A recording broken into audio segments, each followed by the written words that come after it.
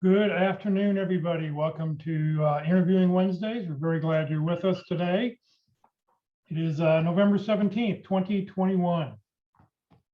If you have any questions throughout the presentation, please go and you can put them in the chat window. For those watching on Facebook, if you have any questions, please put them into the comment field. You're also welcome to enter your networking information so that people can network with each other on this call if you'd like. Please note this event is being recorded and is currently live on Facebook. The recording will be on the Career DFW Facebook page and the Career USA YouTube channel for others to view in the future. By participating in this event, you give consent for your name and picture to appear. Please note that any comments you put in the Zoom chat window will not appear in the recording. Well, good afternoon, everybody. My name is Jeff Morris. Back in 2008, 13 years ago today. Today is the birthday of Career DFW. I started Career DFW to help those who are unemployed in the Dallas-Fort Worth area. And excuse me, in 2012, I started a second website, careerusa.org, to help people around the United States. I have written a book called What I've Learned About Your Job Search That You May Not Know. It is available on Amazon. Since 2007, I've been facilitating and leading the North Dallas Plano Career Focus Group. We have a very interesting program coming up this Friday, and I'll tell you about that at the end of the session. And since 2017, I've been a member of the practice interview team. You will hear more about that in just a couple of minutes. Well, for the months of November and December, we are having our special guest speaker series. Mark McDonald and Walt Glass put together a 13-part workshop. We've gone through it 5 times. I'll talk about it at the end of the session, about how you can go back and watch any of those prior sessions if you'd like. But for the months of November and December, we have different one-off speakers who will be talking about interviewing from their perspective, from their point of view. Today, our speaker is Mark McDonald. He's going to talk about confident candidates, lessons from the pit crew. This is a recording, and I will start the recording, and we'll be back afterwards. Any questions you have, we'll answer at the end of the recording.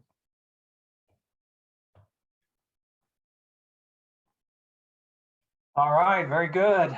Thank you, Jeff. And yeah, so we've done 13 sessions, and my goal for today, and I will achieve it, is to cover all 13 sessions in about an hour. I have shortened it a bit from the last time I did it, so I'm pretty confident I can get it done in the hour and a half we have allotted. So that means we're going to spend about 5 or 6 minutes per topic. And I'll make reference to those presentations, and as Jeff mentioned, we'll show the whole list at the end, and they're all available to be viewed. And so each one of those topics we cover in an hour, or sometimes a little bit longer than an hour. So we'll hit the highlights here, and then that may help you focus on what webinars you want to watch in the future. So I lead the Dallas Pit Crew. My qualifications for that is I was laid off 3 times in my career the last 10 years of it, between 2002 and 2012. And I was laid off. I did some of the laying off myself, and I have, a unique, I guess, perspective on, how to get back to work and how to interview well. And in 2012, that's when I got involved in the pit crew.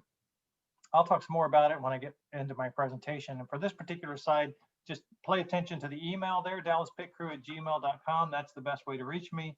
And also, I want to say that as part of my pit crew activities, I also coach, but I just coach on one topic. That's why did you leave your last position?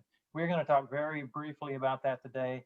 If you have in any way a complicated answer to that question, we should have a conversation, and there's no charge for that coaching. We'll talk about how to answer that initial question, why did you leave your last position, but also any follow-up questions that may be generated based on your situation.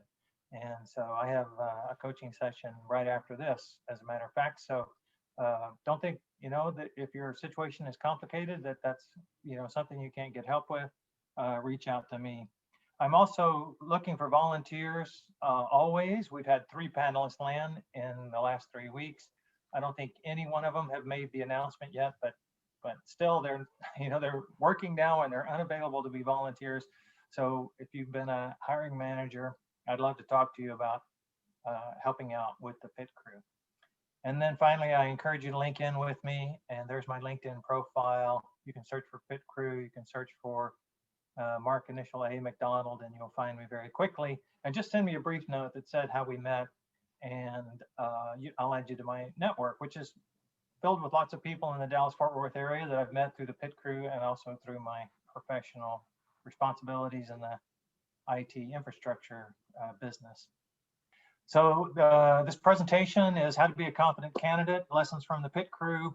And so I've been doing this now for about 8 years and have learned a lot about interviewing and seen, very good ways to do things, more, the most effective ways, I would say, and then other ways that are not as effective. And so I initially, after I'd been doing this for about 2 years, I started to put together this presentation, and I called it Lessons from the Pit Crew. And the initial draft was all about, the mistakes that people make, because there's some common mistakes that occur all the time.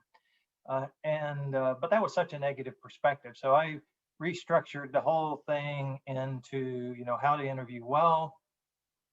And then now there's just a couple of slides on common mistakes. Okay, but most of the information is here about how to get well prepared and, how to be a confident candidate and some of the things you're going to encounter. So that's what we'll do for the next hour. So what is the pit crew? What do we do? Okay, well, we call ourselves the practice interview team. Some people call it practice interview training, but I think it's practice interview team. The team part of that is the group of volunteers who give the interviews, the hiring managers. Okay, and we call them panelists. And so it's a volunteer group. We offer a safe and supportive environment for you to practice your interview skills, and you can practice as many times as you like. And being a volunteer organization, there's no cost to you at all for the opportunities to practice and to practice multiple times. And the record is 9 times. So we had one candidate a few years ago practice 9 times over about, 9 or 10 month period. So there you go. I think I can say, kind of guarantee that if you practice 9 times, you'll land, but I hope it takes less. Okay, but come as many times as you like. And you can practice for new positions. You can practice for the 2nd or 3rd round or the 4th or 5th round for a position. A lot of people like to come and practice when they're going to have to go talk to the CEO. You can also practice if you don't have an opportunity in hand. Just find a job description that looks good to you, a dream, your dream job, so to speak, and send that in. And we'll give you an opportunity to convince a group of hiring managers that it's a panel interview, that you're the right person for that job. And you do that by sending it to dallaspitcrew@gmail.com. Do you guys actually see my mouse when I'm moving it around? Yes? Okay, there we go. That'll help. So our goal is to build your confidence that you can tell your story well in any interview situation. So it is a performance. Interviewing is a performance. Knowing what you're going to say when you're sitting at your kitchen table the night before the interview does not connect, is not sometimes not even indirectly connected to what actually comes out of your mouth. The pressure is on, in some extent, in an interview to have a good answer for any question, and all of those kinds of things require practice. Okay, so knowing is not doing. But here's what we're going to focus on, and here's the kind of things you learn with the interview. You learn to have a voice for every question. This may be a strategy, and I have some documents I'm going to share with you as well. And so a voice for every question. I have this document called the 64 toughest interview questions. You can find it online as well if you just search for that. But besides giving the answers to some of these tough questions, they have a strategy for approaching tough questions, like, you don't have this degree in accounting that we require. But through engaging with the pit crew, you'll learn to have a voice for every question. You'll learn how to make a conversation in your interview, express your curiosity, ways to show enthusiasm, to demonstrate enthusiasm. You'll make effective choices, as you go through the interview, and you get asked different questions in different ways from different interviewers. You may have a choice on how you answer that. And we'll talk about some of those choices, how you structure an answer, but it's another thing you learn through practice. Um, with good preparation, you're going to learn to anticipate what the interviewer is going to be interested in. Okay, so now you go kind of to a different level. This also helps with having a conversation, but if you know how the interview is going to go, the things that they're going to be interested in and how you want to respond to them, you're well ahead of the game. And so that just takes a little practice. And of course, if you aren't already, you need to understand that you are responsible for finding your next job. So for a lot of people, and this was true in my career as well, about the first 20 years of my career till I got laid off that first time, I really didn't have to interview that much. I mean, I got opportunities from previous bosses and people I may have met or worked with outside the company. They were interested in bringing me on board, and so we had a conversation, and I decided to go there. But so I never really had to work to find a new position, until I got laid off. And then, it's different. Things you have to go and find the opportunities for you, and you have to be well prepared for your interview. And you are responsible for finding your next job. It doesn't just arrive by fate. Okay, I mentioned some of the resources that I have. How to answer the 64 toughest interview questions. I'll post that up when we're done into the chat window. I draw on what Jay Fusaro teaches, and he's a coach now. He was an accountant. Now he's a career coach. And if you get a chance to hear Jay speak, he speaks regularly. Jeff had him on 6 months ago or so, maybe. I also borrow from Jay Arbetter, the Power Networking Strategy. Same deal. Jeff has him speak. He speaks around the Dallas-Fort Worth area. He talks about how to network. And what I haven't put on here is I'm going to talk about some things I recently learned from Rex Sowett, who's a recruiter. He spoke at Frisco Connect maybe a month ago. Had some interesting things to say about how you handle the salary question. What are your salary requirements? So, take a look at these. There's other material. I mean, you can just do searches on Google. Here's what we're going to talk about today. Pit crew is the crew. You've seen some of my pictures that flash up here, the crew that helps you win the race. So we're going to talk about preparing for the race. We're talking about getting a good start. We're going to talk about making the interview a conversation, which is kind of the middle part of the race. We're talking about finishing strong. And then then we'll talk about post-race activities. I may have got these two out of order. And then the last couple of topics are, avoiding a crash, common mistakes that people make, things that people believe are effective that are just not. And then also how to differentiate yourself a little bit. So setting yourself apart from the crowd, from the pack, so to speak. We're going to cover some specific things. We're going to cover is your statement of enthusiasm, which answers the question, why are you here? Your opening statement, often introduced by tell me about yourself, but it could be other ways as well. Star stories, so these are structured stories, how to answer behavioral interview questions, and behavioral interview questions are quite popular these days, and that popularity has been growing over the years. They've been around for quite a while, and you will encounter them, no doubt. Some companies are almost exclusively star stories. Amazon, for instance, we know, and Google as well. Taking appropriate credit when you're using your star story. So this is one of the common mistakes that people make. Speaking too much or too little. How much time should you spend speaking? How much time should you spend encouraging the interviewer to talk?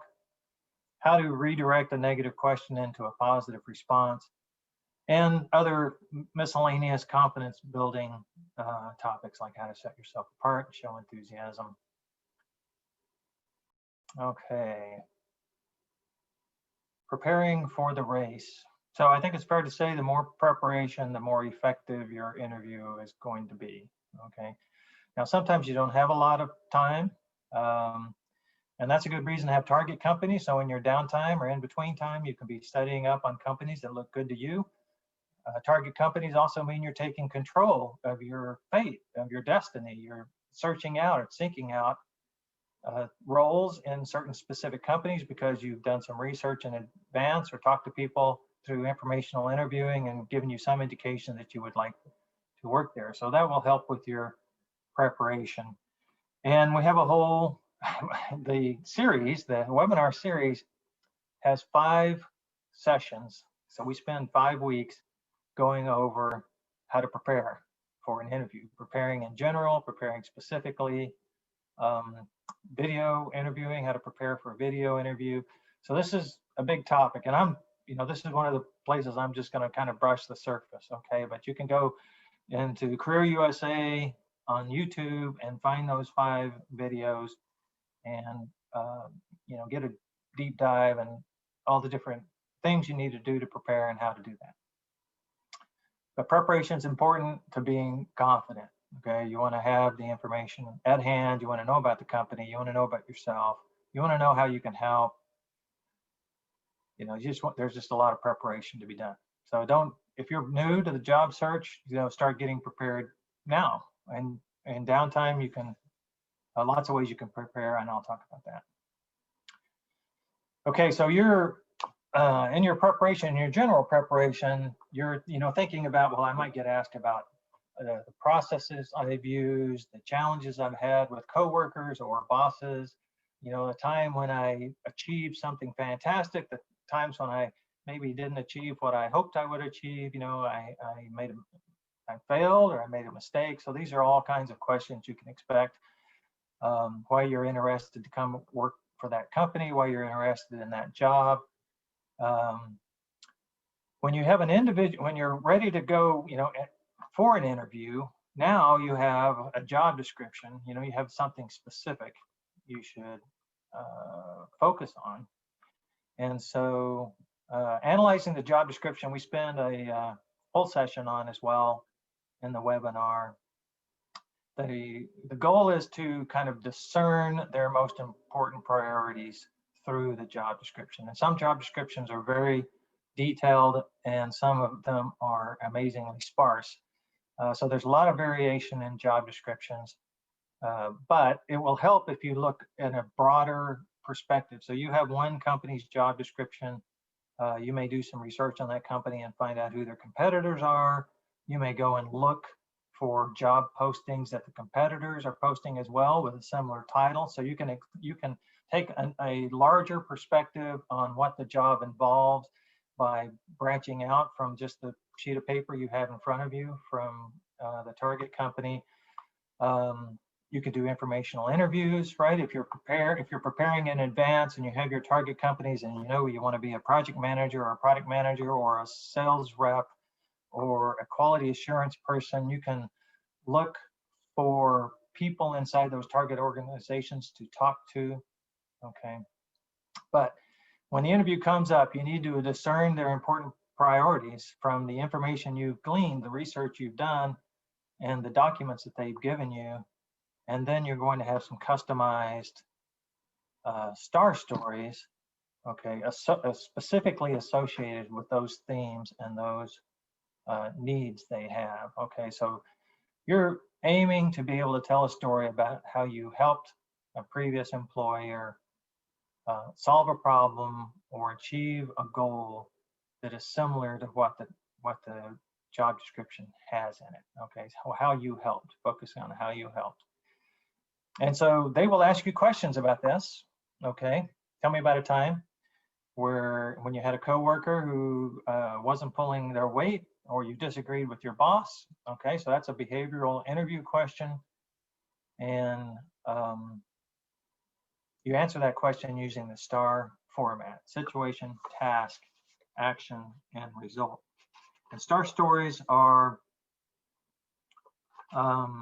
60 to 90 seconds long, okay? They're very brief, 120 to 180 words if you type them out. And being brief is better. So if you can answer it in a minute or less even, that's good as well. So they don't have to be a certain length. They need to be short, okay? You don't need to take up the whole 90 seconds, I guess is what I'm saying. And for a particular interview, if you don't have much time, 3 to 5 specific star stories for things that appear in the job description is enough. Okay, but as you go through the process, as you may go through a second round, third round, so on and so forth, you need to have more and more star stories, and you're going to learn through the interview experience what kind of needs they have that may not have been in the job description, or where they focus their questions on, where you need to have more star stories. Now, just for example, a common thing in Amazon interviews when you make it to, I think, the third round, is they will tell you, we want to hear star stories about, 4 or 5 or 6 of their 14 principles, and they just don't want one. Okay, they'll say, tell me about a story where you gave great customer satisfaction, and so you tell them a story, 90 seconds later, and it's a great story, and then they say, well, okay, tell me another time. Okay, and tell me another time. They really go deep on their principles, and so they want to hear multiple stories. Initially, though, having 1 or 2 that focuses on a particular topic, like customer service, that's what they're focusing on in the job description, is enough to get you through those early rounds. You want to select topics that match to their most important priorities. And this is kind of a key word that I use, and because at this point you're preparing for the race. And so what you have is the document they've given you and any research you've done on your own. But when you get into the interview, and so you're going to make an assessment of what those most important priorities are, and you're going to prepare your stories and questions you may want to ask. And don't wander from that. We had a candidate today that we interviewed. Here's a good example. So they worked at Bed Bath & Beyond for many years, or retail, and they were going for a job with Tractor Supply. So they had a good story. He had a great story about how he'd increased revenue and added a new kind of, or emphasized or improved a bridal registry that Bed Bath & Beyond had implemented and done. It's very successful, but Tractor Supply is never going to have a bridal registry.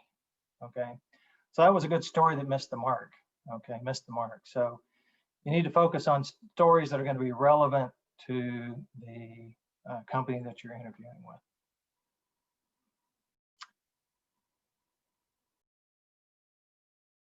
Okay, I mentioned, I think we have a whole session on asking questions and preparing your questions in advance is important. So, and there's 2 aspects of this. There's the questions that you want to ask at the beginning of the interview, and the questions that you want to ask at the end of the interview, and we'll cover those here in just a second. But there's also questions that occur in the middle, or perhaps in the end, where you're trying to figure out if this is a good fit for you. Okay, so you want to think about the kinds of questions you want to ask them. Yeah, for instance, if you're concerned about the culture, you've seen some bad reviews on Indeed, you may want to ask the hiring manager, when was the last time they got a chance to promote somebody, and why was it that particular person got promoted? Okay, so that's a really good question to ask, because if they say, yeah, I promoted Joe from to a manager because he was here like every day of the week, sometimes on the weekends, is highly committed to the organization, and so there you go. If you work hard, like 60, 90 hours a week, you might get promoted. That may or may not be for you, but that's the kind of question you want to think about asking. Ask it in a positive way, right, to elicit a positive response, but you're going to get information that may be very helpful if you got some sense that might be a concern for you. So prepare your questions in advance. Opening questions. Here's a couple of them. What was it about my background that interests you the most? This is a good one to use on the phone if you get a call from a recruiter. You can even make it more specific and not say background. It's, what was it that you learned about me that interests you the most? Okay, because they may have, it may be a referral. Okay, and so they may say, well, here's what I know that Joe told me when he referred me to you. Okay, But you want to find out why they're interested in you. You want to find out what are the characteristics of top performers in this role. What are your most important priorities? Okay, so you can have a handful of these. I'll talk about how to use them in a minute, but these are some examples. You can also personalize these questions. What are the most important priorities from your perspective? Which elicits a more, so for instance, if you're not talking to the hiring manager, some of the interviewers may be reluctant to answer this question, especially if you ask for the most important priorities. They'll say, well, you're going to have to ask, the boss what that is, or, I work in the sales organization and you're interviewing an operation, so I don't really know the answer to that question. So, but they've obviously, they're interviewing you for a reason. So you may want to say, from your perspective, what are the most, what successful candidates what are the most successful candidates in this role? What are their characteristics, right? So it's a very personalized question. The suggestion here, Ron Layton was a volunteer to pit crew for a couple of years, and we would talk about this every week, asking questions. And so he came up with the 10+1 rule. So you want to have 10 questions prepared in advance. You can have more, but you want to have 10 questions prepared in advance. And 5 of those questions you want to ask during the interview. Okay, don't wait till the end. You want to work those 5 questions into the interview. That was his goal. And then the +1 is, remember to ask for the job at the end of the interview. We'll talk about that coming up. But there you go. There's a good guideline. Got 10 questions. Now, you may not get to ask them all. You want to ask the ones that are the most important to you. And some of the answers may come up as a general part. You just you could ask a question, you give an answer, you find out the answer to the question. They may make a statement or something. But as far as preparation, have at least 10 questions that you'd like to ask. And then don't forget to ask for the job. We'll talk about that when we talk about closing. Now, another part of the preparation that I think maybe gets underappreciated but some people do this, is it's really helpful to understand, more about who you are. So you're in job transition now. You can start thinking about where you've really done the best working, what type of management brings out the best in you, what your natural skills are. And you can use some tools like Clifton Strengths or career direct evaluations. These are assessment tools, and they'll give you some idea of, what your strengths are in a work environment. And a lot of times I encourage people to do Clifton Strengths, and for the $15 or so it costs to buy the book and get the access code to the online evaluation, it will tell you your top 5 business-oriented strengths, work-oriented strengths. And so those are helpful often, I think, to find a voice for questions. So some people will ask you what your strengths are. And so you can tell them, and it's not like your own opinion or your wife's opinion. It's this assessment. And, the more you find it accurate, the more you can comment on, yeah, I took this assessment and it was amazingly close to what I think my natural skills are. And here's what they are. The other thing that Clifton Strengths provides is the description, because some of the names they use for strengths are not obvious. Strategic, for instance, is common. I'm strategic is one of my strengths, but what does that really mean? Well, in the Clifton Strengths perspective, the word that they use, strategic, means that you're able to recognize opportunities that other people don't. They just don't see it the way you see it. So that's, you can say, strategic. I see opportunities that other people don't recognize. So that's Clifton Strengths and the career direct evaluation. And so that's good to know as well. And then that can also inform your job search, right? So if that in the past that a certain management structure and environment was good for you, then you can seek out those types of opportunities as well. And you find that out through informational interviews, likely. You talk to people inside the company and say, what is it like to work there or inside that department?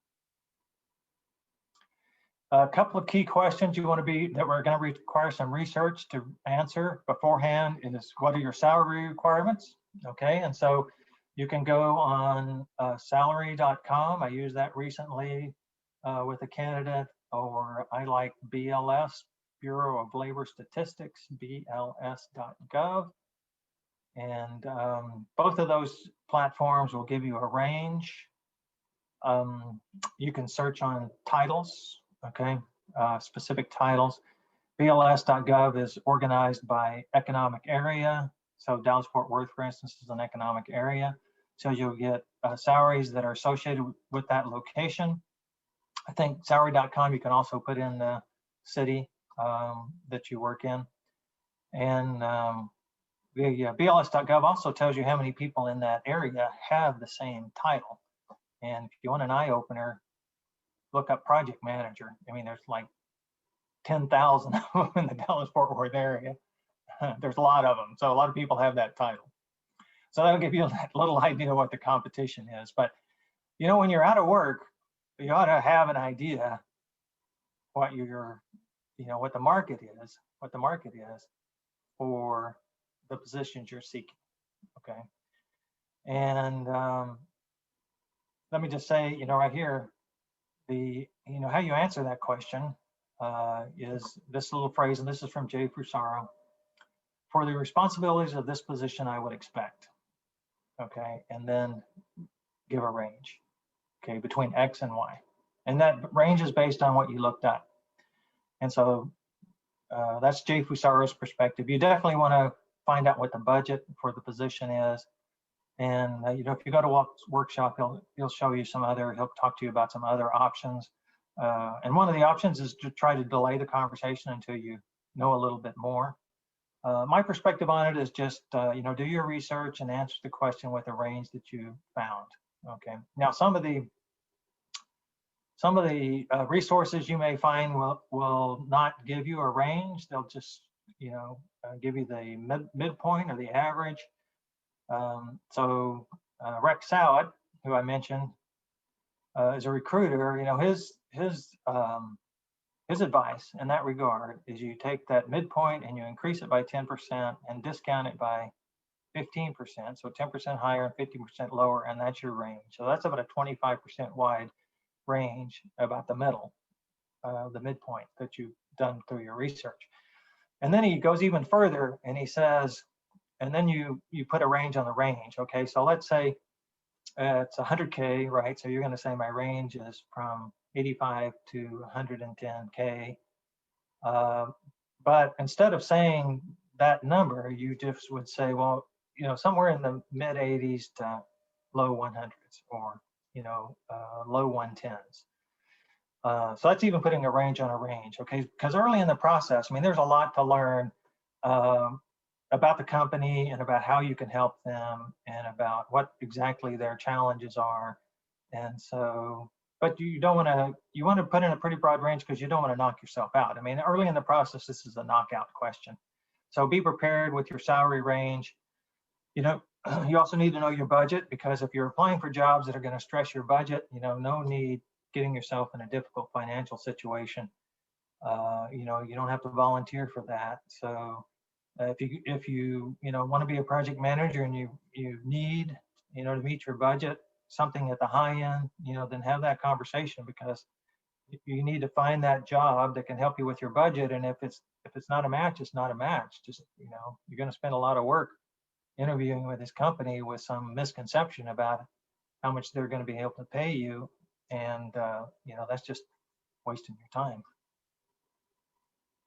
Another question that you want to be well prepared for is, why did you leave your last position? Now, for some people, that's very straightforward, and this is the question I coach on.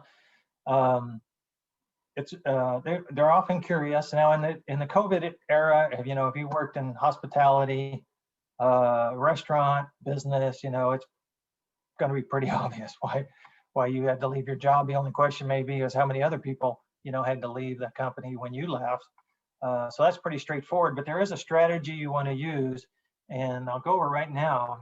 You want to say, thanks for asking. I learned a lot and I contributed a lot at my previous company, and then give a very brief comment about the reason. Okay, there was a reduction in force, there was an office closing, an office relocation.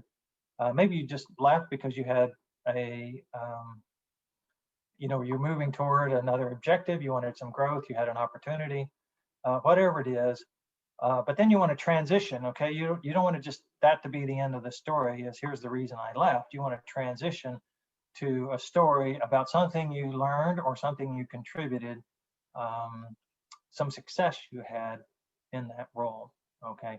And transition with the rats, I'm going to talk about in a couple of more slides. A rats is a story told backwards, okay? So we're going to talk a little bit more about stories and star stories. And so this is a strategy where you tell the result of your success first, okay, instead of doing the standard technique, situation, task, and then action, and then the result. I like this question. It's going to pop up here. Would you go back to work for your previous employer? So this is a trick question, and when I heard it, I just loved it. And what is the answer to this question? Well, this cuts to a little bit to your attitude, okay? Being prepared, and you've been laid off, you're out of work, it's a stressful situation. And would you go back to work for your previous employer? And so most people's response to that is, yes, I contributed a lot there. I liked working there. Yes, I would go back. But that's not what your new employer wants to hear at all. They want to hear how you're going to help them. Okay, so the answer is no. And the answer and the attitude needs to be, that was so yesterday. I'm moving beyond that. Here's where I'm headed now, and it's to help you. Okay, to help you out. So part of your preparation is getting your head right as well. Okay, and we have a session on that as well. It's one of the later sessions. I don't remember which one, but being confident. Having what's the word I use? Cultivating confidence. Okay. Let's keep going now. Okay, so we prepared. Now we want to get a good start. Okay, and don't ask for business cards. It's not going to be available. Have your notes and questions in hand, okay? You're going to show up even in a video interview, and I think almost all of them are video, but lately, like the last 2 or 3 weeks, we've had some candidates come through the pit crew who have face-to-face interviews. One of them was even a dinner meeting, which sounded kind of dicey to me, but that's what's happened. So people are getting a little, some companies, I guess, are desiring, face-to-face conversations. Of course, you can sit across the table and you can do the social distancing, but it's coming back. I think that's a good sign. But so bring your note, have your notes that you prepared and your questions in hand. And when I say notes, you may have your list of star stories that you want to tell. So if I get asked this, I want to tell this story. Just not the whole story, but just some reminder about the categories of star stories you have. How I helped, how I grew revenue, how I had extra level of commitment, attention to detail, processed a whole bunch of transactions in a short amount of time. Your list of stories and notes, your questions as well. And you can verbalize this when you're in your work product. So work product is really helpful.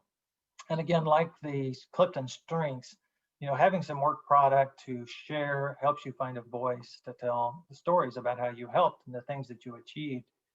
And but sometimes, that may be a little dicey because the things you did are considered confidential by your previous employer. So I've had some candidates come through the pit crew who actually sought out and received permission to use some of the documents that they had prepared.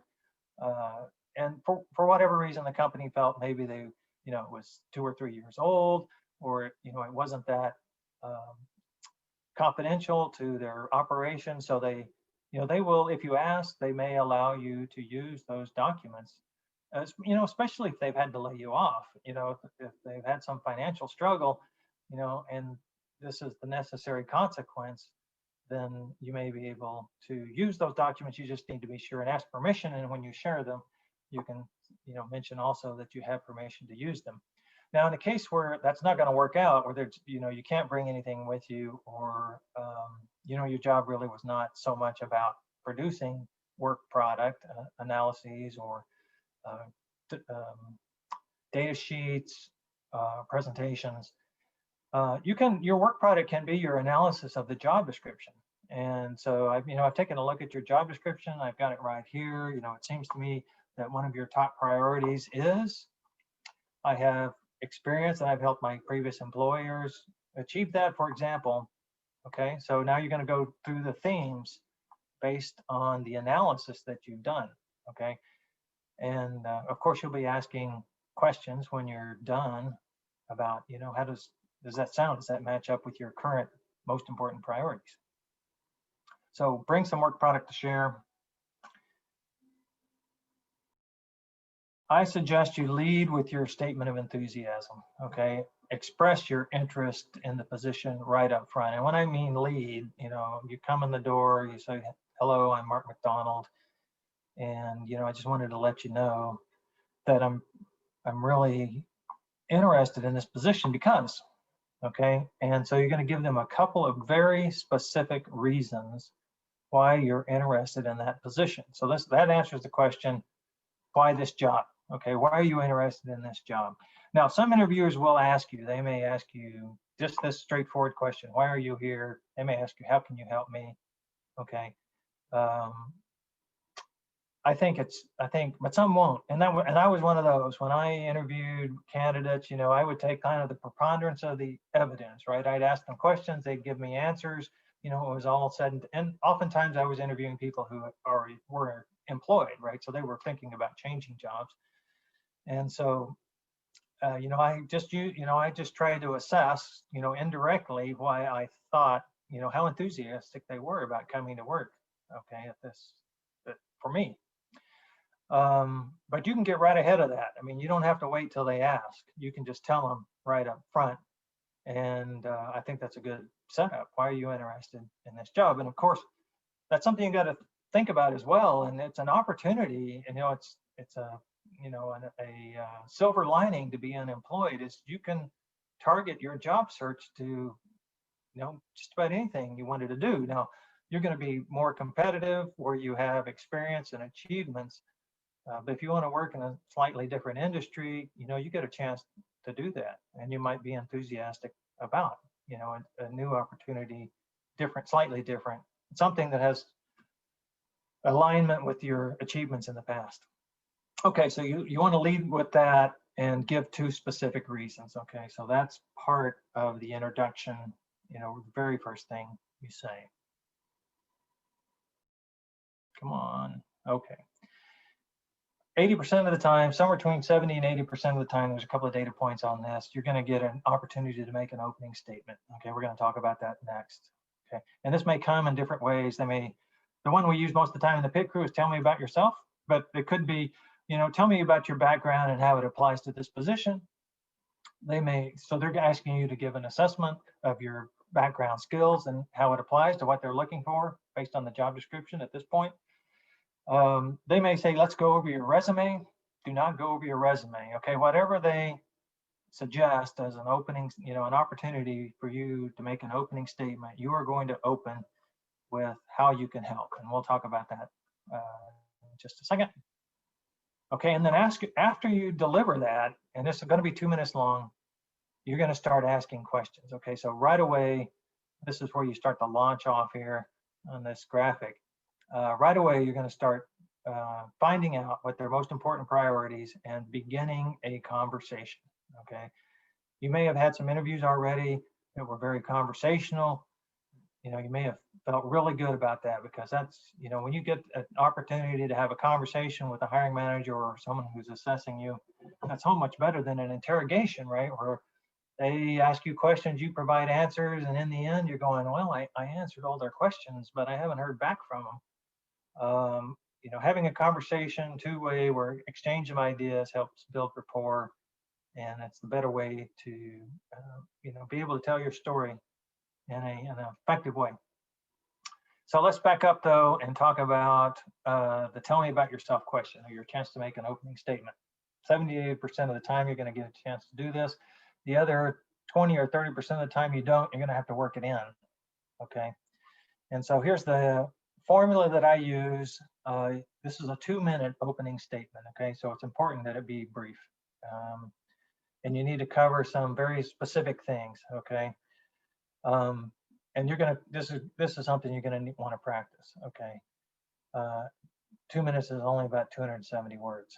And what you're gonna have to practice is, culling out all the things you want to say, okay, and just getting it down to the essential important details. But you want to start very briefly with your professional training, unless you know you have a connection, grew up in the same place, went to the same high school or something like that, which you may know and you may want to mention, okay. Otherwise, it's purely professional.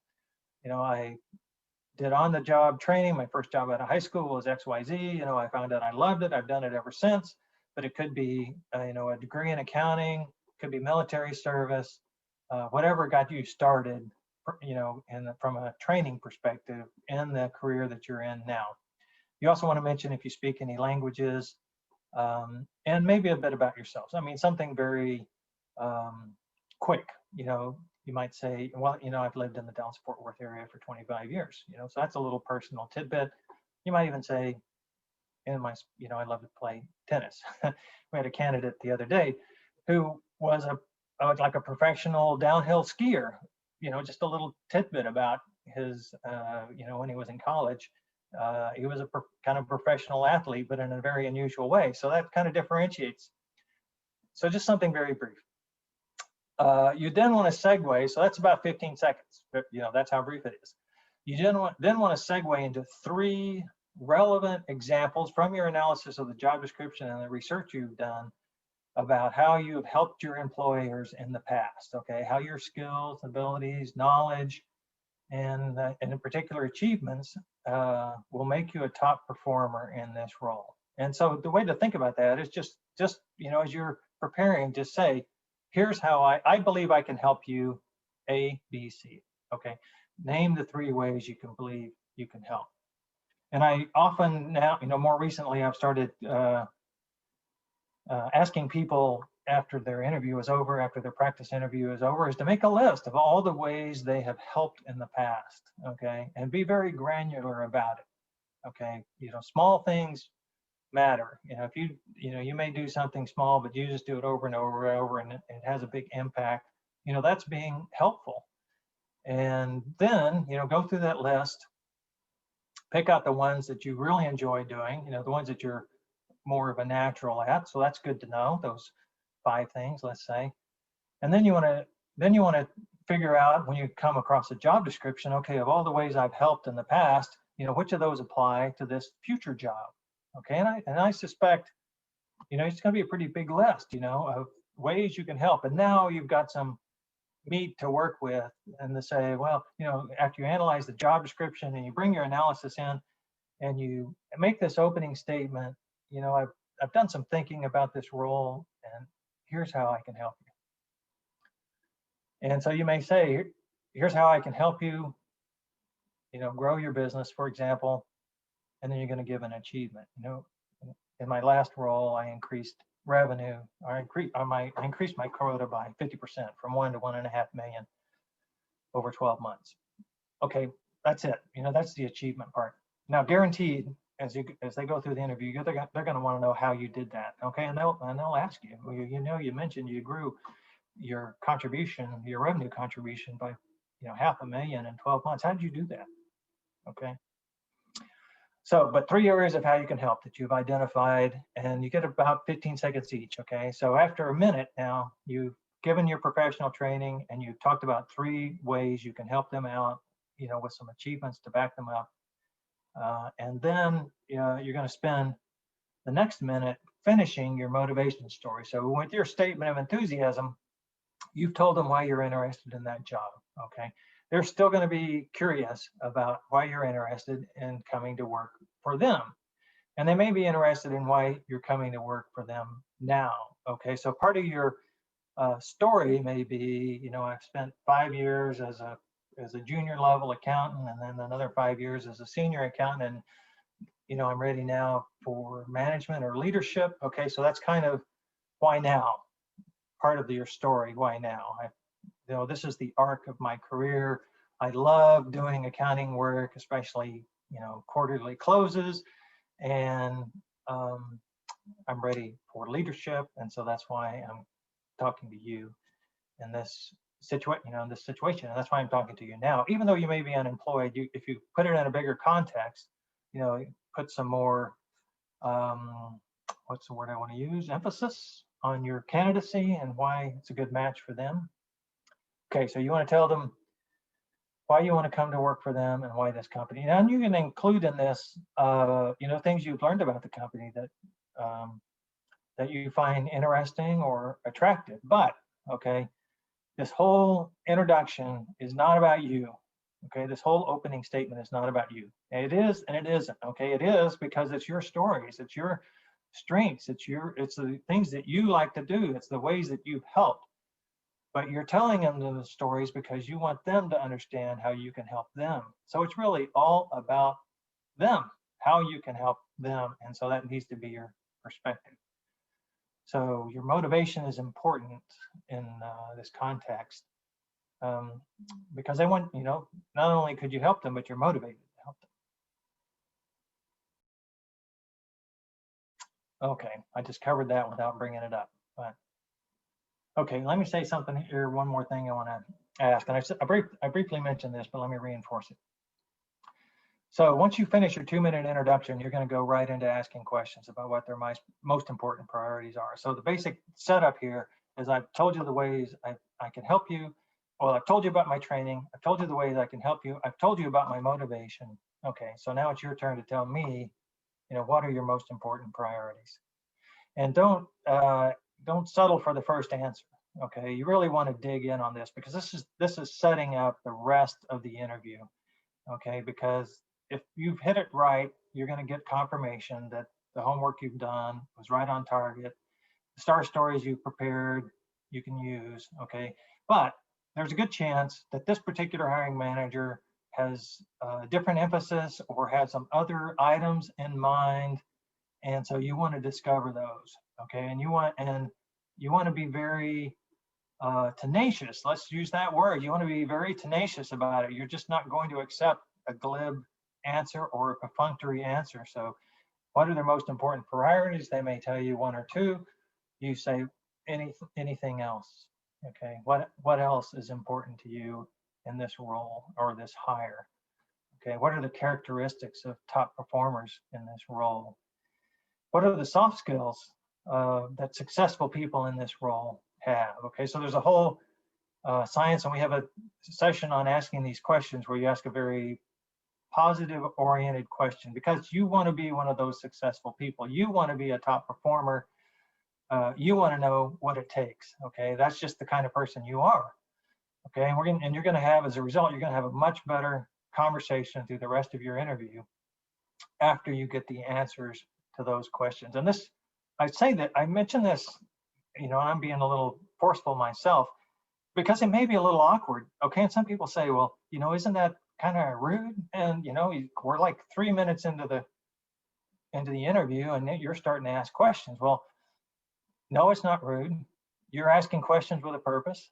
The purpose is to figure out how to be as helpful as you can, to be successful in this role, to be a top performer, to make their life easier. So ask away until they, until you're satisfied. Okay. Don't feel like, what is the, if you were the interviewer, what are you going to think? This person is very pushy. No, you're going to think this person really wants to understand how they can be a contributor, how they can be a top performer. It seems maybe counterintuitive, but they're going to be impressed with your tenacity. Okay, so you're not like 5 minutes into the interview now. You've told them why you're enthusiastic to come to work there, what your motivation is. You've talked a little bit about how you can help. You've figured out that what their most important requirements are. And now they're going to start asking you questions about some of the things that you've mentioned or other things or other questions on their list. And so this middle part of the interview is a conversation created by you. This is what Jack Vick said a couple of weeks ago when he was on a panel I was on. And it's a conversation created by you. That means you're responsible for turning this interrogation, this question and answer period, into a conversation. So where you learn more and more about them and they learn more and more about you. And you do that by asking questions, okay? And so we already mentioned your pre-prepared list of questions, okay? These are the kinds of things you want to be sure and ask up front, the things you want to be sure and ask as the interview is closing, and maybe some others that you want to intersprinkle in the middle of the conversation when you get an opportunity. So those are your pre-prepared questions, but there's also questions that I put in the category, I think Jack calls them pop-up questions, but they can also be, I use several different phrases in this presentation. Sometimes I call them continuation questions or reaction questions, okay? So a pop-up or continuation question is they ask you, tell me about a time when you had a disgruntled client, what did you do? So you tell them, great story how you had a disgruntled client and you worked with them and you turned the account around and you actually, increased sales. You got twice the normal order the next time. And then you can ask a question. This is a pop-up question. You can say, well, when you have a disgruntled employee, what are they usually disgruntled about? Good question to know. And you may even ask, how often does that occur? Is that every week? It's 2 times a year? So there you go. And so those are pop-up questions or continuation questions or reaction. You're reacting to something they ask you. And it's the opportunity, it's the best opportunity when they brought it up, okay, to learn a little bit more about the requirements of the position and what kind of people are successful in this position. And so now we're kind of back to this question about, when was the time we had a chance to promote somebody? What did they do? Okay, because hey, you want to be promoted as well. But it also, that asking that question gives the hiring manager a chance to talk about their style. Okay, and so you get to learn what kind of manager they are and what they value in the people they have promoted. Okay, the third kind of question is what about questions? Okay, this is an opportunity maybe to redirect the conversation. So let's say you get in a conversation about Agile methodology. I don't know if you guys know Agile. It's a way to develop software primarily, but it can be used for lots of different things. And so they want Agile experience. They ask you a question about how you've done Agile. And then you may say something like, well, what about using Agile in the sales forecasting process? Okay, not a typical application of Agile, but if you have some experience in it and it's been a successful experience, then ask the question and you may open their eyes to something they never thought of. And then of course you're well prepared for the boomerang, because if somebody asked me that question, I'd say, well, what do you think about using Agile in the sales forecasting process? Why don't you tell me? I mean, I'm interviewing you after all. And so now you get a chance through a pop-up question, a what about question, to introduce a new topic that other candidates may not even have broached and that the interviewer may not have even thought of. So how intriguing is that going to be? Now, when you're asking these questions, you need to be respectful. Okay, you are not the interviewer. You're not trying to hijack the interviewer. You're not trying to put the interviewer on the spot. Okay, so you don't need to ask a question like, what do you say to all those negative Indeed reviews you have? That's not the time. You want to ask your questions in a formal way. So how are you respectful? You may use the indirect question approach, a question and a question. Would it be possible for us to have, for me to ask a question at this point? And then, if they say yes, then ask your question. Or you might say, I was wondering about, or do we have time to discuss? Okay, so that's, you ask a question and then you ask your question. Okay, do we have time to discuss other ways you can use Agile? And so they may have a list of questions they want to do. They may have a very formal interview process, so your request may fall flat. But be respectful. A good way to ask some of these questions is to express some curiosity. I'm curious to know how, or I'm curious to understand. When you have clients who are unhappy, what are they unhappy about? So that's also a very good way to introduce the questions. And be aware of the time it's going to take, okay? Because, asking the interviewer to answer a question is a good way to build rapport. But if it's going to suck up a bunch of the time that they had allocated to ask you questions, they may feel at the end of the interview that they didn't get a good read on you.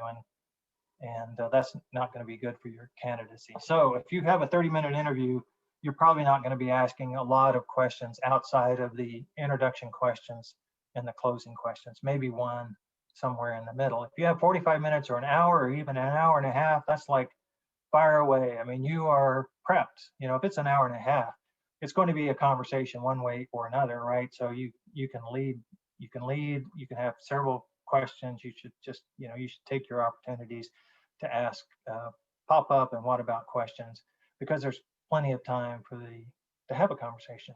It's been scheduled that way.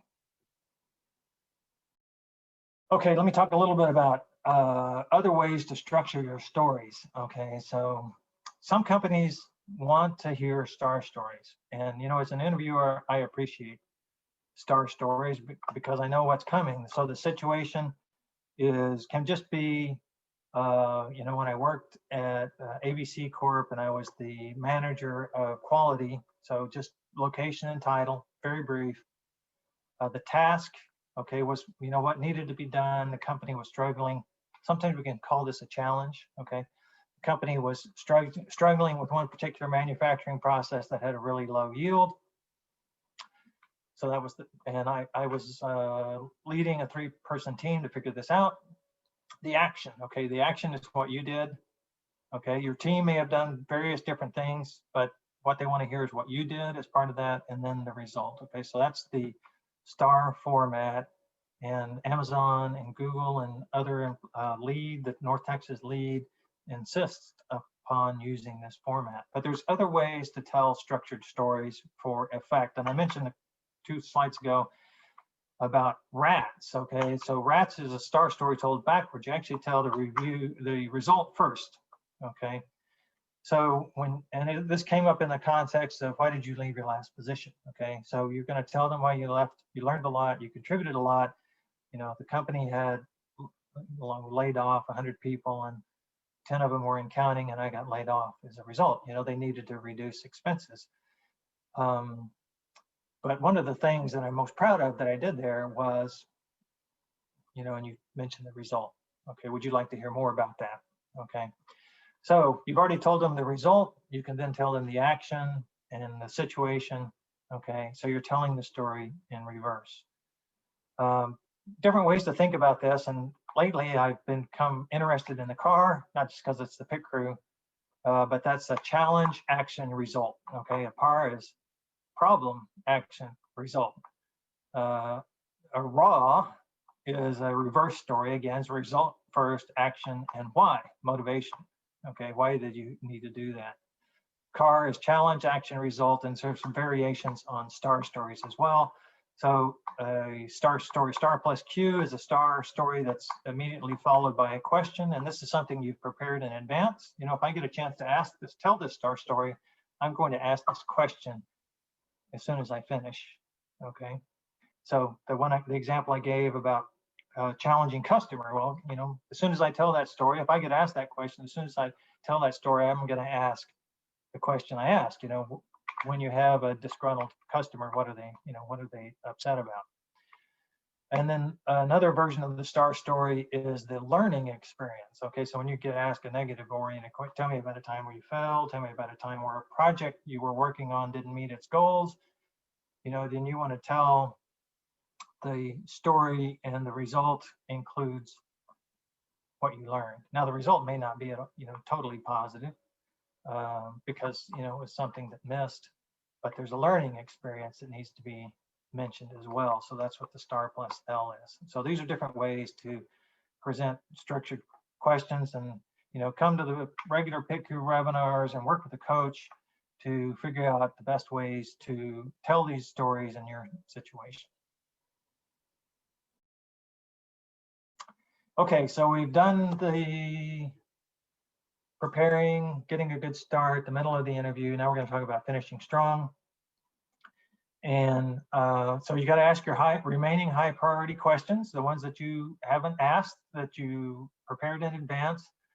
You're going to show off your work product if appropriate. If you've brought some work product and it's now the interview's winding down, then you may want to mention, I brought this 60, 90-day plan.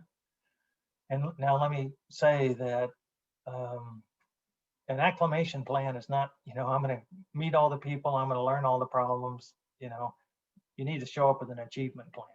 Okay, this is what I plan to achieve, not just onboarding. Okay, so but if you're 30, 60, 90-day achievement plan, I think the things that you can sort of promise that you're going to be able to get it done. Now, you don't know the environment inside the company, so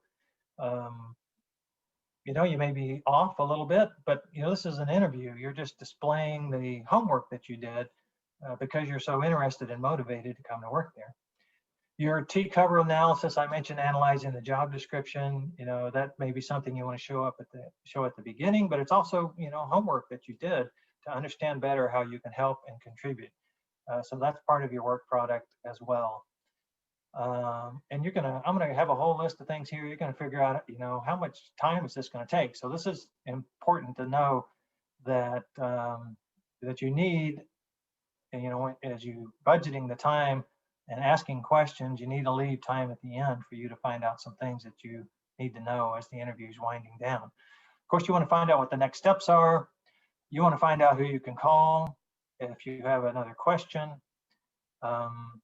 You may want to even suggest that you have a follow-up call in a few days. We've had some interesting discussions today. I'm sure I'm going to have another question or two. Could I call you? Let's see, today's Wednesday. Could I call you at Friday, maybe say like 10 a.m. And who would I call if I had a question? Okay, get the name and their phone number. You do want to ask for feedback as well. My perspective on this is the best time to get feedback. Okay, if it's an unfavorable choice for them, they will never tell you why. Okay, there's no upside for them at all. And actually, if you ask for feedback now, how do you see me fitting in? They may not answer that question as well. Okay, but you get a chance to look them in the eye and see how they reacted to that question, and that'll give you some indication of how they feel about you. And they may say something like, I'm sorry, but it's not our policy to provide that feedback. If they're trying to be conciliatory, I think that's a good sign. If they're just saying, nope, can't give you that, it's probably not going to go favorable for you. Okay, but ask for feedback. And there's lots of different ways to do this. You can be direct. If you have some hint that there's something wrong, you may want to just be very direct. Is there something that is missing, from my background that you'd like to see? But you can also just be more general. How do you see me fitting in? Do I have the requirements that you need? Is there anything else that we need to discuss? Is there anything we missed? Now, asking them questions like that is assuming that they didn't ask enough questions to begin with. So they're a little dicey, but if you have some sense that things have gone south and you want to figure out what it is, maybe to turn it around, or maybe for the next interview, then, now's your time to find out. So try not to be shy about that.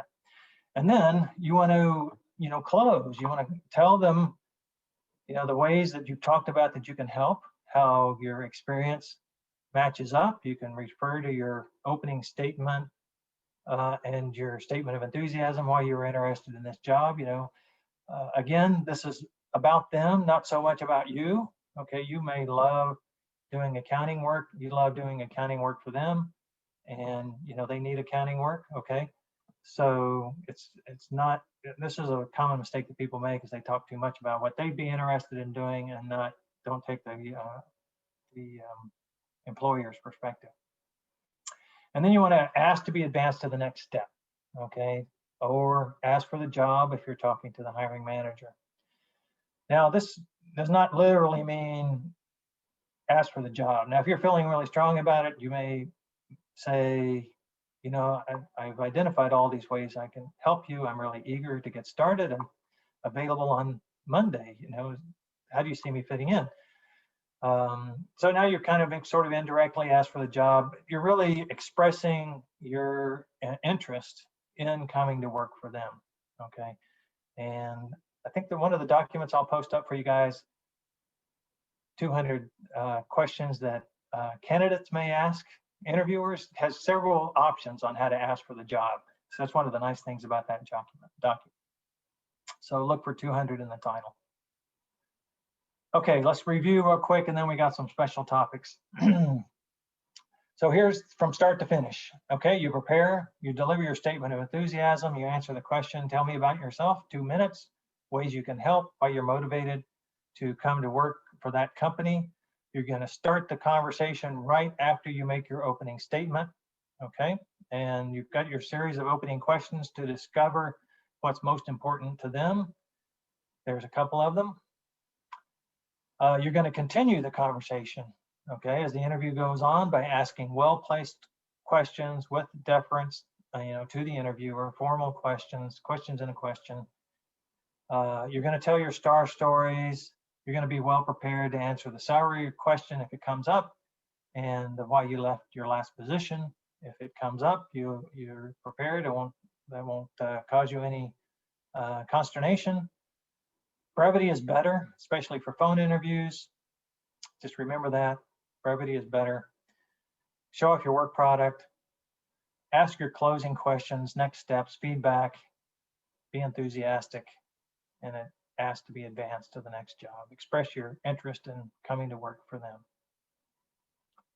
Now, and afterwards, you're going to have some follow-up activities. So we're going to talk about that real quick. You want to send thank you notes, and thank you notes are getting kind of old school. You may want to consider doing a video. The Who You Know group from, through Frisco Connect, they spend a lot of time and have several meeting sessions, regular workshops, I guess you'd call them, on how to use video in your job search. And so I think that's the modern way to do it. But if you're going to send, the old-fashioned thank you note, I recommend that you write it out by hand and you scan it or photograph it, and then you email it in. You just never know if the regular snail mail, when it's going to be delivered or if it's going to be delivered. But an email with a scanned or photographed picture of a handwritten thank you note, says you made the extra time and took the extra effort to actually write that out, and here's some evidence of it. And if you've arranged to have a follow-up call, then, do that. If you say, how about 10 o'clock on Friday, I'll give you a call, and they agreed to that, then make those calls, don't forget. And even if you don't get them, you can start the process of following up. Let me talk a little bit about things to avoid now. Panel interviews are a little tough, right? So the things to remember in panel interviews is to pay attention to all the interviewers, okay? Don't focus on one to the exclusion of the others. And some people will have this little saying they use to fill up the time. That's a great question. Well, don't use that either in a panel interview, because, one person's great question is, somebody else's not so great question, okay? So otherwise, panel interviewers are much harder to build rapport and to turn into a conversation, because there's three people, sometimes 4 people asking your questions. They all want to get their questions in, and so it's a challenge, no doubt. You can still do it, just need to be careful with it. And we have in the webinars, we talk some more about how to deal with panel interviews. But just recognize that it's going to probably be more questions. Brevity is going to be very important here. And yeah, panel interviews. Disagreeable or argumentative interviewers. And so the leading interviewer, wouldn't you have to agree to me that you're overqualified? That's a leading question, right? So now you're going to disagree. No, I'm not overqualified. Okay. So just don't take the bait. Answer that question with the answer to the motivation behind that question. They're concerned about you not being interested in the job, after doing it a few months because you have so much experience. They're concerned about you leaving because, the salary's lower than your expectation. There's some other concern that's bringing up this question, and you need to address that.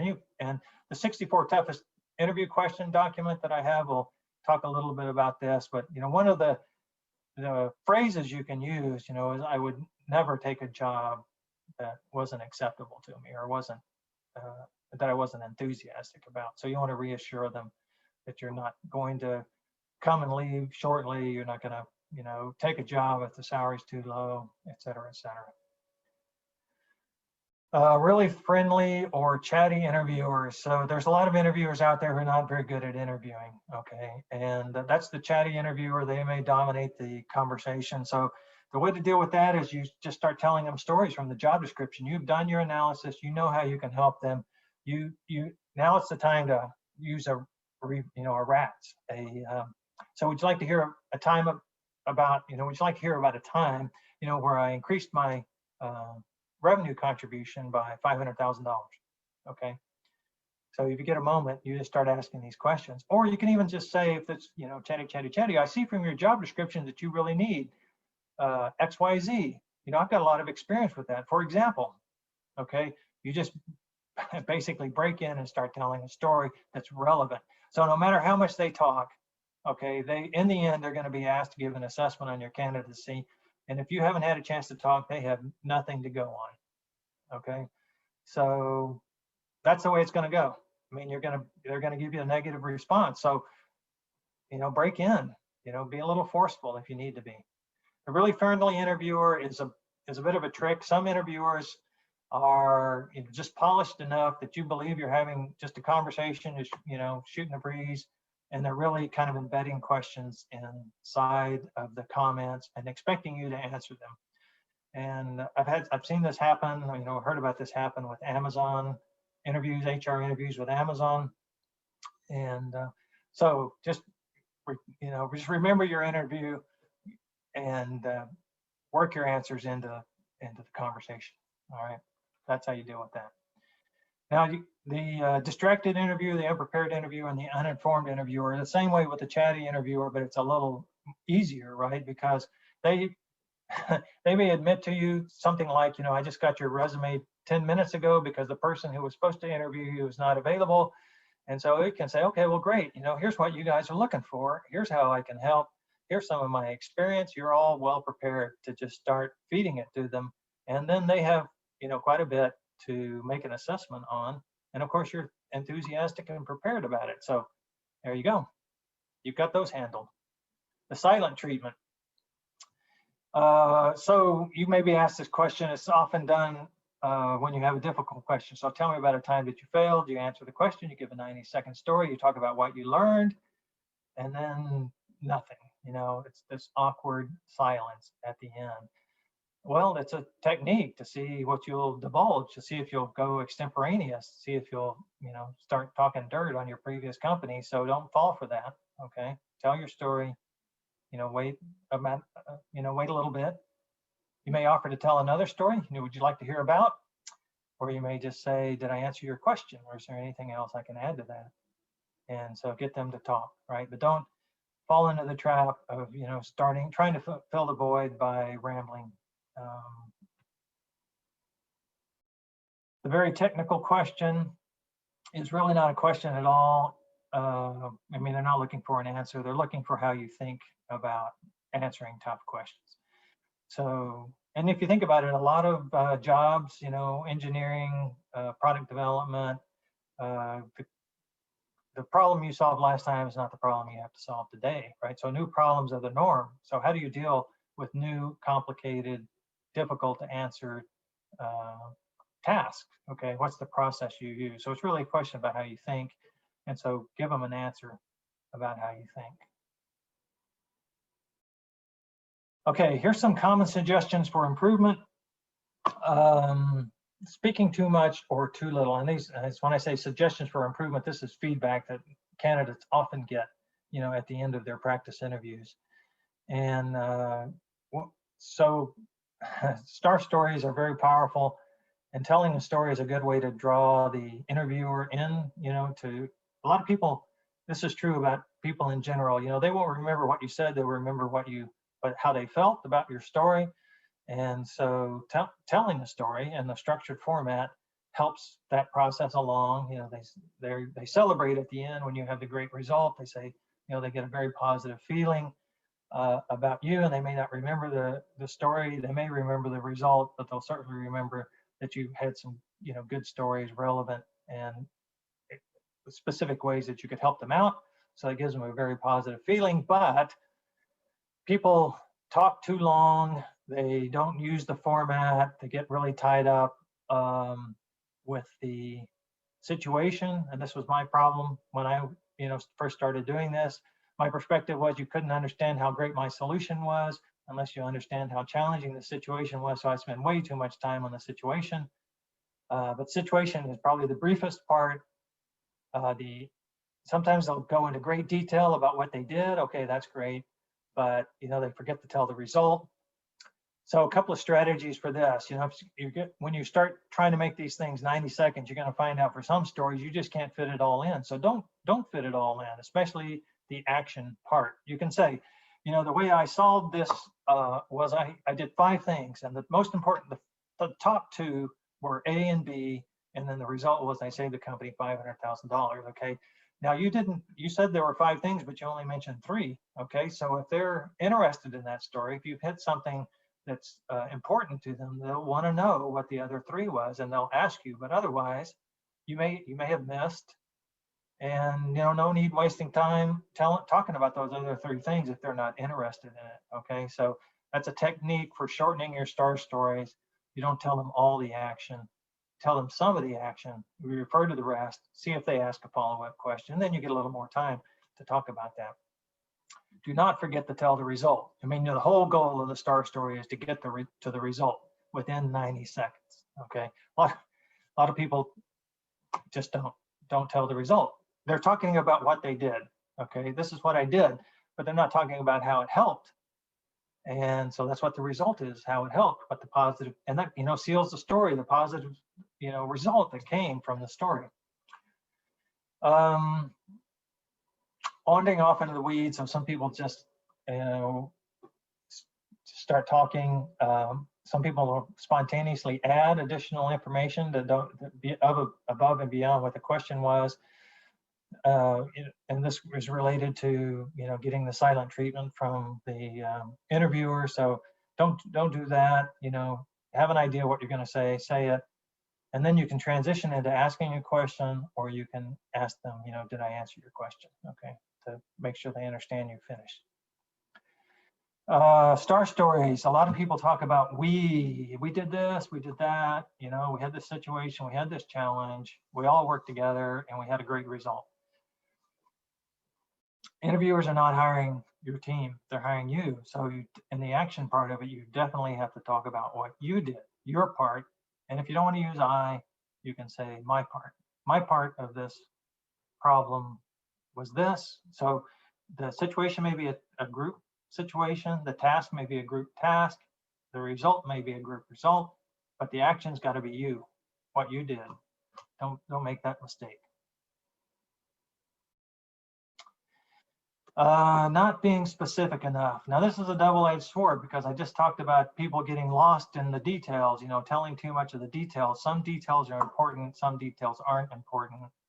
But talking in generalities is like it was in a book, is a complete loser. Okay, you haven't told. Well, I mean, the suspicion is, and I've had this happen to me, is that you read it out of a book. You've never actually done it. Okay. So you need to include metrics, and especially metrics that only you would know. Okay, those kinds of details are important. How much money was involved, how many transactions were involved, what % improvement there was. Those are details, and metrics.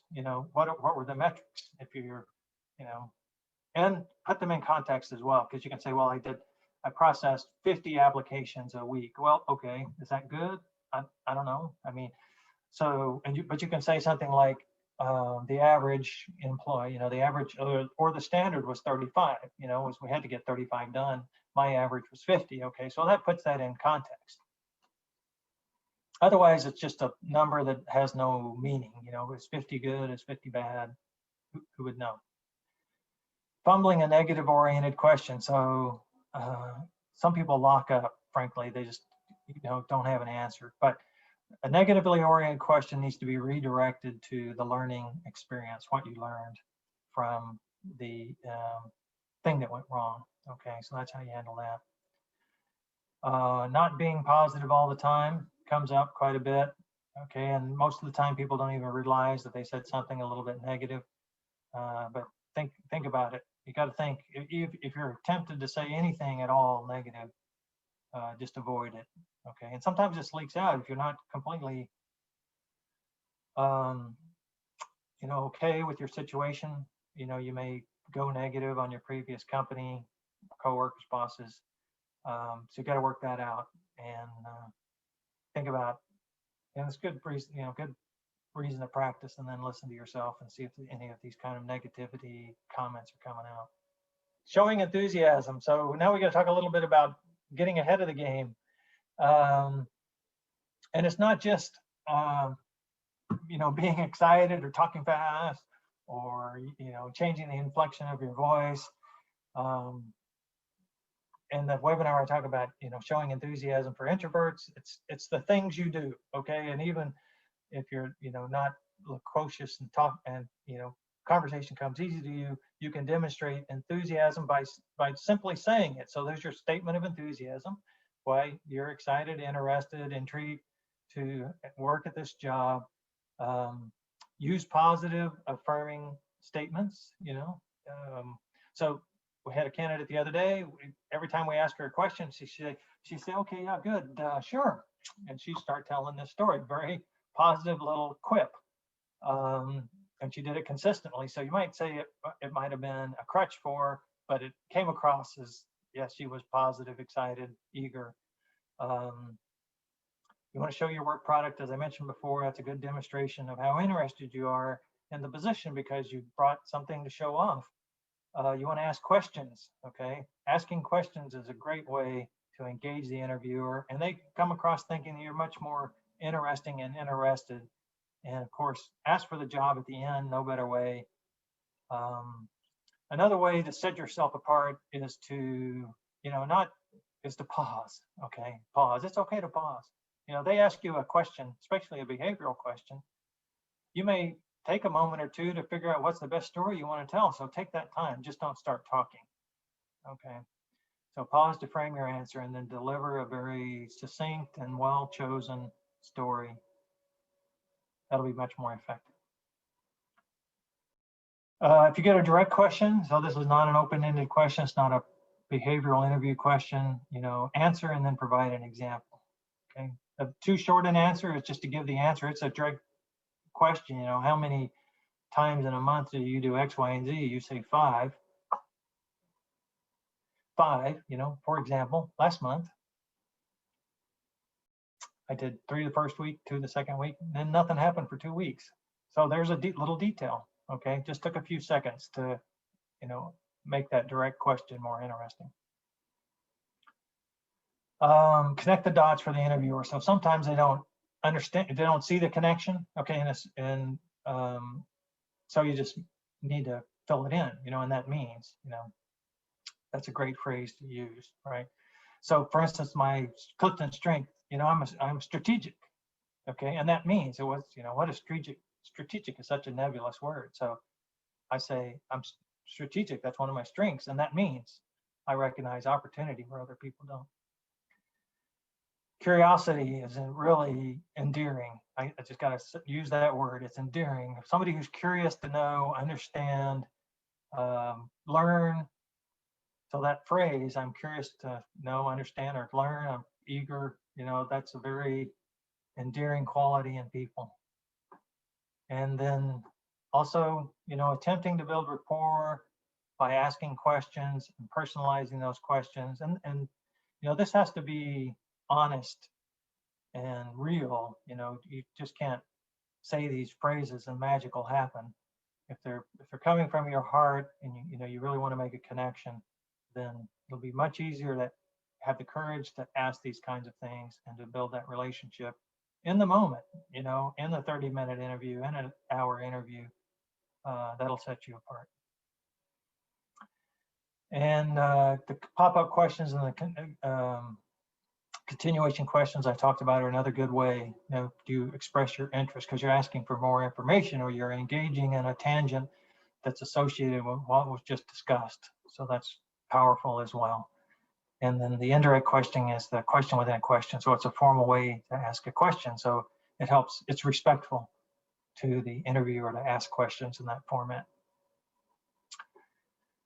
All right, here's a few phrases, and you guys can read those real quick. But lots of different ways to phrase and demonstrate your enthusiasm. Being pleased, being grateful, being admiring something that they said, or admiring their company, complimenting them, are all good ways to build rapport, express enthusiasm.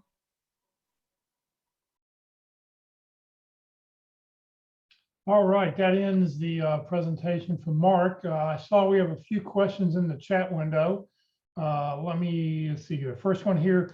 Can we please have a link to the Amazon questions? I do not have a copy of those. I don't know if Mark does. If he happened to mention it, you can always reach out to Mark Miller at dallaspitcrew@gmail.com and ask him, but I've never seen that list. The next question on the list was, why is a major bank asking a tax credit question without the option to decline answering if you or your family are getting any government assistance programs? The reason for that probably is, in some cases, if they hire someone who is currently receiving some kind of program, the company itself can also get some tax benefit consequences. So for hiring somebody who's currently getting some kind of government assistance, the company would benefit from hiring you. So that's probably why they asked that question. The third question is here, I got a job number to apply after the first phone interview, but that job is no longer on their site. He warned me it may fill. Not to worry, he's got other roles. Should I email him and ask for a different job number? You should call him up if you've got his phone number. If you've talked to him, call him up and ask him. There is no reason. Listen, this is all up to you. You drive your job search. You can't, nobody else is going to drive the job search for you. So if you have an email address, you email him. If you have a phone number, pick up the phone and call him and ask him, what are the other job recs so I can apply on the portal. So don't wait. Any other questions anybody has? You're welcome to unmute your mic.